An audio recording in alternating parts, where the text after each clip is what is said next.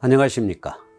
여러분의 응원을 힘입어서 열심히 이단 상담과 이단 대처 사역을 하고 있는 한국기독교 이단 상담 연구소 박형택 목사입니다. 오늘은 이단에 빠져서 20년 가까이 가장 젊을 때 황금기를 망쳐버린 어느 목사님 부부와 제대로 학교조차 다니지 못하고 돈벌이에 매달려야 했던 자녀들의 슬픈 이야기와 이단에서 탈출한 기적 같은 이야기를 하고자 합니다. 지금은 열심히 삶을 살아가고 있지만 이 가족이 이단으로부터 받은 상처와 분노 그리고 트라우마가 속히 치유되고 회복되기를 간절히 바라고 있습니다. 어느 날 목사님 한 분과 딸이 한국 기독교 이단 상담 연구소를 방문하였습니다. 초췌한 얼굴과 불안한 태도로 저를 찾아온 이분은 50대 초반이었고 딸은 갓 20세가 된 아주 이쁜 아가씨였습니다. 그래서 어떻게 오셨느냐고 질문을 하자 목사님, 저는 벽제에 있는 아멘 충성교회 이인강 목사라는 사람에게 빠져서 19년을 철저하게 이용당하고 간신히 딸과 함께 빠져나왔지만 아내와 세 자녀들은 나오지 못하고 지금 식당에서 돈을 벌기 위하여 이용당하고 있습니다. 저희를 도와주십시오. 울먹이면서 도움을 요청하였습니다. 알고 보니 이 목사님은 중앙대학교를 졸업하고 정상적인 유수한 신학대학원을 졸업한 목회자로서 촉망받던 전도사님으로 부모의 병 치료를 위해 병을 잘 고친다는 그 교회에 갔다가 미혹이 되어 큰딸이 2살 때 아내와 함께 아멘 충성교회 전 반석교회입니다.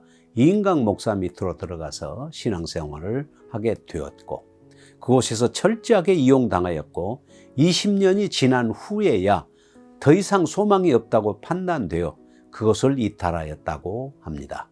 큰딸과 함께 둘이 이단을 빠져나왔지만 아내와 자녀들 셋은 아직 빠져나오지 못한 상황에 있었습니다. 이미 잘못된 신앙으로 세뇌가 되었고 가스라이팅을 당하고 있었기 때문에 가족을 다 데리고 나올 수가 없었다고 합니다. 아내는 음식점에서 음식점을 도맡아 일을 하고 있고 자녀들은 중학교만 나오고 고등학교 검정고시를 준비하고 중학교에 다니는 아이들만 중학교를 다니면서 집단 생활을 하고 있었고 중학교를 졸업한 자녀는 음식점에서 횟감을 손질하는 일을 하면서 엄마를 도와 일을 하고 있다고 하였습니다. 음식점을 운영해서 돈을 벌어다 바치고 생활비로 매달 50만 원씩 받아 사용하고 있다는 것이었습니다. 예배조차도 제대로 드리지 못하고 오직 식당에서 일하는 것이 하나님의 일을 하는 것이라고 세뇌당하여 좌우를 분별하지 못하고 노동력을 착취당하고 있었다고 합니다. 이 목사님은 칼을 품고 다닌다고 합니다. 언제든지 교주 이인강을 만나면 죽이려고 했다는 것이지요. 자기 눈앞에서 아내 머리채를 잡고 이리저리 뺨을 때리고 발길로 차고 끌고 다니는 것을 직접 목격하였지만 그때는 그것이 당연한 것으로 여겨졌다는 것입니다. 지금 나와서 생각하니 어떻게 이렇게 할 수 있나 싶어 분노와 증오심으로 가득 차게 되어 견딜 수가 없다고 합니다.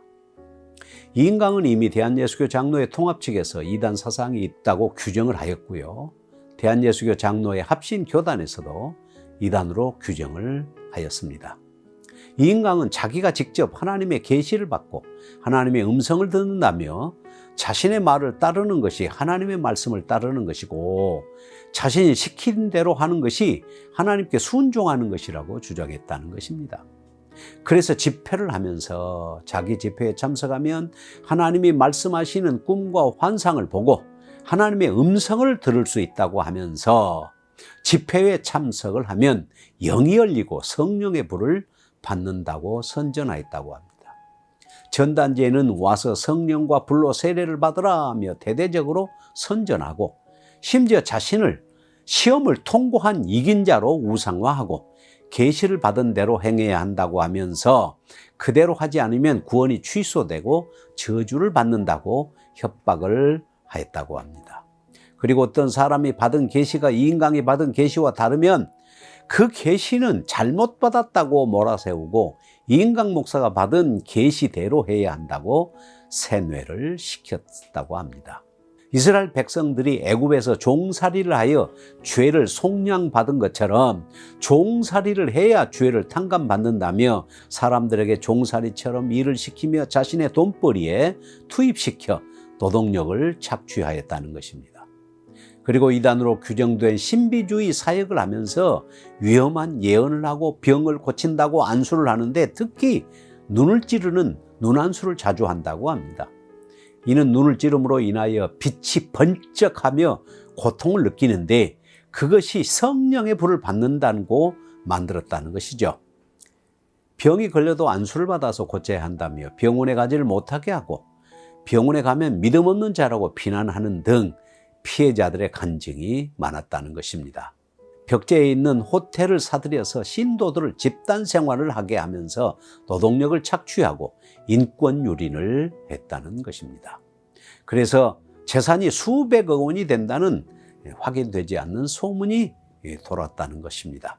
바로 이러한 곳에서 20년이라는 세월을 철저하게 이용당했으니 얼마나 기가 막히겠습니까?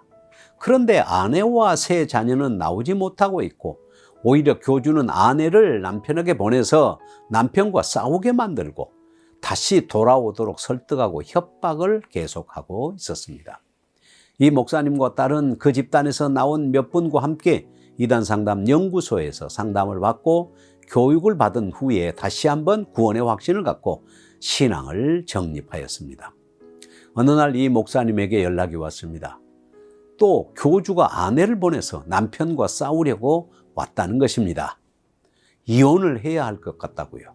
그래서 저는 혹시 설득을 해서 아내를 이단 상담 연구소로 데리고 올 수 없느냐고 하였고 드디어 설득을 해서 이단 상담 연구소로 오게 되었습니다. 이단 상담 연구소로 온 이 목사님의 아내는 두려움을 가득 가지고 있었지만 남편을 어떻게 하든지 다시 끌고 가야 했기에 따라온 것이었습니다. 이단 상담 연구소에 도착한 이 목사님의 부인은 자리에 앉아 저를 빤히 쳐다보았습니다. 제가 그 부인을 보았을 때 그 느낌은 정말 착하고 시키는 대로 순종하는 순둥이 같은 그런 분이라는 것이었습니다. 연약하고 초라하고 겁먹은 얼굴로 저를 쳐다보는 이 부인을 보면서 나도 모르게 울고 말았습니다. 가슴이 너무 아파서 견딜 수가 없었습니다. 이 사모님도 같이 울고 목사님도 같이 울었습니다. 저는 이 사모님에게 당신은 20년을 이단에게 바치고 인생을 망쳤지만 아니 새파랗게 어린 아이들은 어떻게 할 거냐고, 이 아이들을 그냥 버려둘 거냐고, 그들의 인생을 공부도 제대로 못하고 식당에서 일하며 돈벌이에 이용당하게 내버려 둘 거냐고 다구쳤습니다. 이 사모님은 아니에요 계속 울먹였습니다. 그래서 저는 이 목사님에게 지금 아내를 그냥 이단에게 보내지 말고 속초로 가세요. 그리고 며칠을 함께 하면서 이단에서 나올 수 있도록 설득하고 어떻게 빠져나올 것인가를 의논하세요 라고 재촉을 하였습니다. 결국 두 분은 속초로 갔고 그들은 비로소 자신들의 모습을 발견하고 함께 울면서 잃어버린 20년을 한탄하면서 인강 집단에서 이탈할 것을 결심하였습니다. 돌아온 이 부부는 자녀들에게 연락해서 교복이나 책 등 아무것도 가지고 오지 않고 몸만 빠져나오도록 하였습니다. 온 가족이 와서 이단 상담 연구소에 다시 교육을 받으며 온 가족이 새로운 출발을 하게 되었습니다. 월세집이라도 얻어서 온 가족이 뭉치게 되었고 자녀들은 대안학교 들어가서 다니게 되었습니다. 큰딸은 고등학교에는 못 가고 검정고시에는 이미 합격했기 때문에 늦게라도 대안학교에 고3으로 편입을 하고 다른 자녀들은 4명은 다 학년에 맞춰 들어갔습니다. 그런데 놀라운 것은 하나님의 은혜가 이 가정에 함께 하였고 이 대안학교에서 무료로 다닐 수 있는 길이 열렸는데 마침 이 학교의 급식소에서 일하던 분이 일을 그만두게 되었습니다.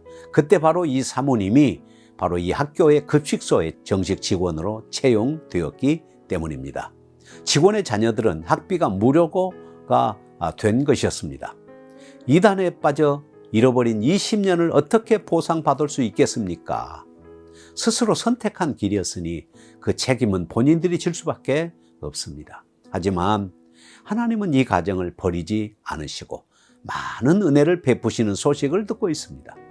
목사님들도 이단에 빠지는데 순수하고 착한 분들이 많다는 것을 저는 발견하게 되었습니다. 이번 주부터 몇 번에 걸쳐서 이단에 빠져서 많은 것을 잃었지만 돌아오게 된 목사님들 몇 분을 제가 소개하고 싶은 마음이 생겼습니다.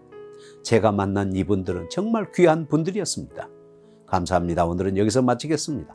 안녕히 계십시오.